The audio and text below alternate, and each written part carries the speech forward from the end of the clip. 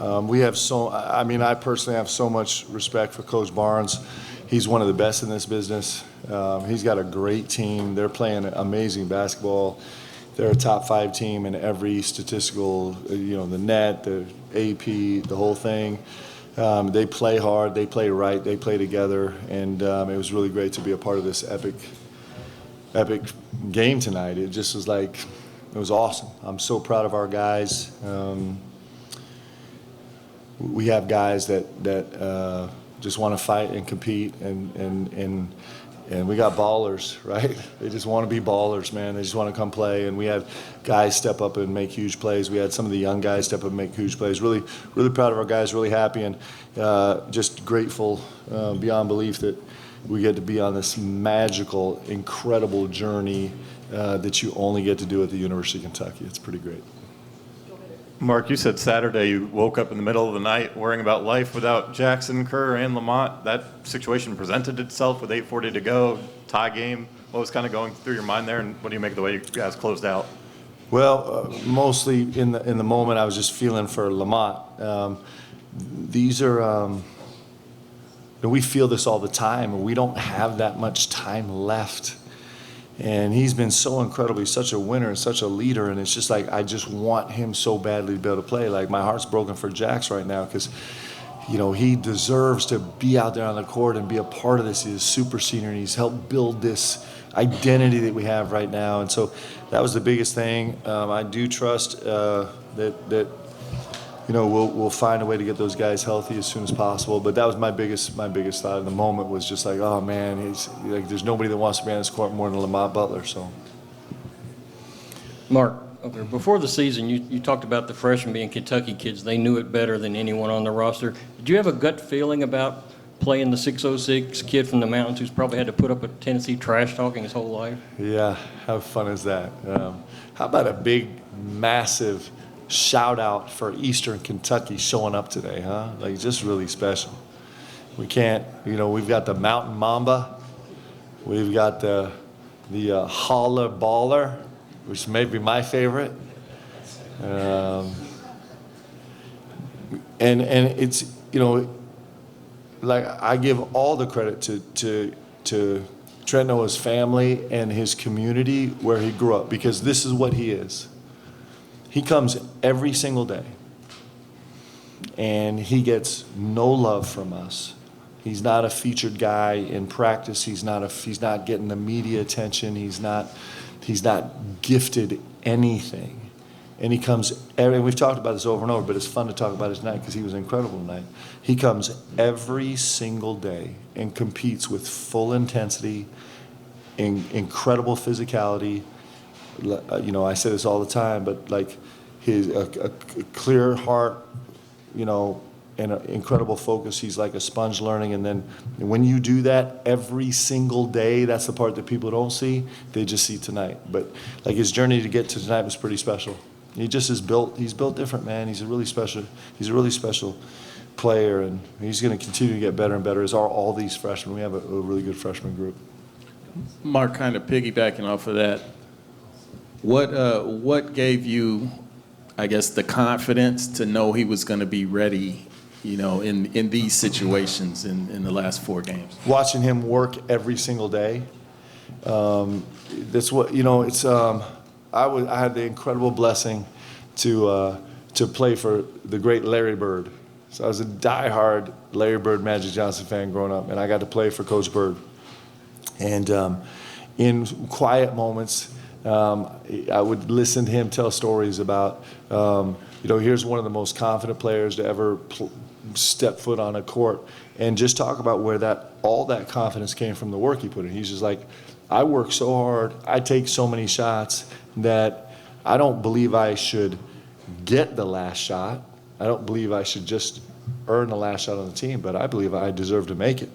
And you watch Trent Noah work, and he's highlighted today because he was so good today, but he works that way every single day. And so that gives him confidence, it gives me confidence, it gives his teammates confidence. And so he's just, TP was great today. Colin Chandler had a big time dime, all 3 of those guys. We knew they needed to step up. This is the part in the season In fact, it was funny because we talked to media about it today. This is the part in the season where these young guys kind of have to become sophomores a little bit, and our roster issues are forcing them to do it, and they're ready. They're really talented players that have put it in every day. You know, these guys stay and shoot. The three of these guys, they stay and shoot like they play their own shooting game after practice. They'll be in the gym for an hour after. Last night, I'm not allowed to say, I can say I had a recruit. I had a recruit in town, so I was at the JCC late after an event, and you know, I'm in there and it's 10:15, and Trent Noah is in there in a full. Travis Perry's in there a full sweat, getting shots up at 10:15 last night. It's just how these guys are wired. They're great representatives of Kentucky, and they're going to be great players. Coach over here, pretty well-rounded game for you all tonight, if you could say so. No single leader across the stat board. Everybody played pretty well. Ortega and Lamont both had 0 turnovers tonight. Can you just kind of talk about that a little bit and the play style kind of coming into tonight? Well, Tennessee makes it really hard. I mean, they're the best defensive team in the country. They make things really hard on the offensive end, and you know, I thought we had individuals kind of after individual step up and make great plays, but the guys did most of it together, and it's how we operate. You know, I think our guys love it.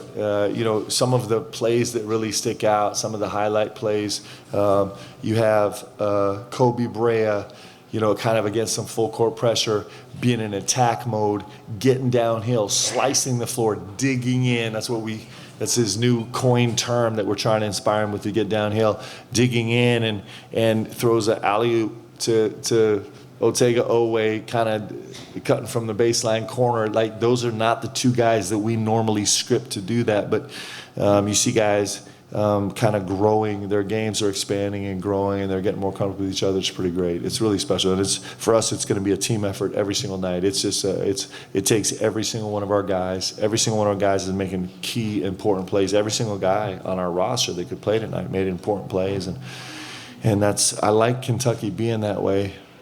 I actually love it. I think it feels right to me. Maybe it's because of how we were when I played here. Maybe it's because what I know. Maybe it's because it's how the state of Kentucky works, this community works. But I dig it, man. I think it's a good representation of what we are in the state. Mark, I know you touched on Lamont at the beginning, but just for the sake of asking directly, what do you know about his injury? Was it the left shoulder again? And also with Jackson, what was the process for ruling him out? And is his right wrist injury a day-to-day thing or more of a week-long thing? Yeah, Jax is, you know, I'm not sure we're going to get him back anytime soon, but you know, I'm hoping, you know, I'm praying that we get him back sooner.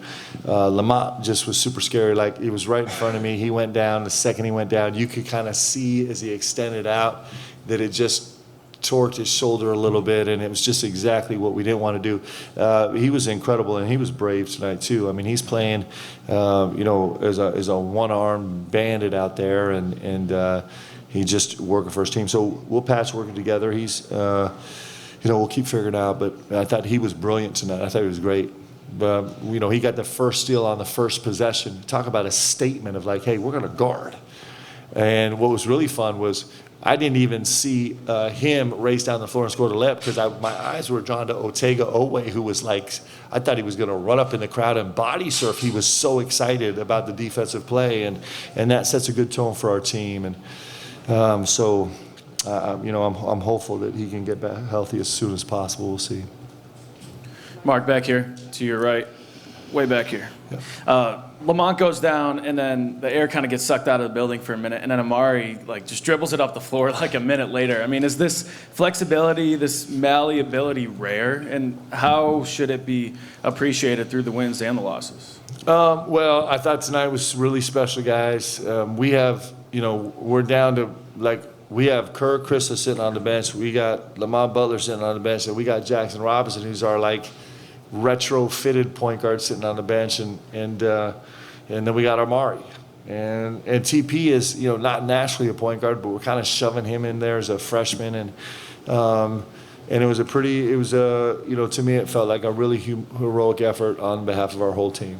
And Amari Williams he's a stabilizing force. Like, he kind of can bail us out of some complicated situation as a point center. And we've talked about it a lot, but he really is. I mean, I don't know anybody else in college basketball that's doing what he's doing. It's really remarkable. Yeah, Mark, You said Tennessee best defensive team in the country. You've hit them for 12 threes twice. Is this a style makes fights things where you guys are just difficult for them to play, or how do you see it? It's such a small sample size. It's just 2 games. But our guys, I think they understand what a challenge it is to go against this Tennessee team. It's a great defensive team. There's no 2 ways about it. They're great. And I think our guys look forward to the challenge. And we had some guys make some big plays. And, they exert so much pressure. Kind of the way we play is almost more functional against intense pressure if you can just survive. And so it's not a terrible fit for how we play, but it's an incredible challenge for sure. Mark, Ansley had a relatively quiet first half and then a not so quiet second half. Just his continued ability to come up in those moments and just the sacrifice that he's shown to be able to kind of take a back seat, but then be able to do things like that. How important is that for this team down the stretch? Yeah, Ansley Almanor, guys, come on. Like, I know I told you all he was going to win us some games before the season. I didn't even expect he would win us this many. And honestly, I did not recruit him to be a downhill Euro step through contact finisher in the crucial moment of the game against the best defensive team in the country, but he did it. He's been so good. He just is, man. He's super fun, and you love having a locker room, and he came here for all the right reasons, and he came here for the right reasons, and so he's reaping the rewards beyond his wildest imagination right now. Like, this is super cool, man. How fun for him. I love every second of it. Mark, your daughter was featured with the UK dance team tonight. Can you explain how she got her dance moves from your side, I'm sure? Yeah. So actually, it's super sweet to me. So I had 3 of my 4 daughters here tonight, which we don't get to be together that much. And my other daughter's out serving the world in El Salvador right now. And I got to have it's really actually pretty incredible. I got to have my daughter wearing my national championship jersey on our court in this game. And just like, it's not about me or not about us, but in a really personal way, that's a super special moment for me. Thanks, guys.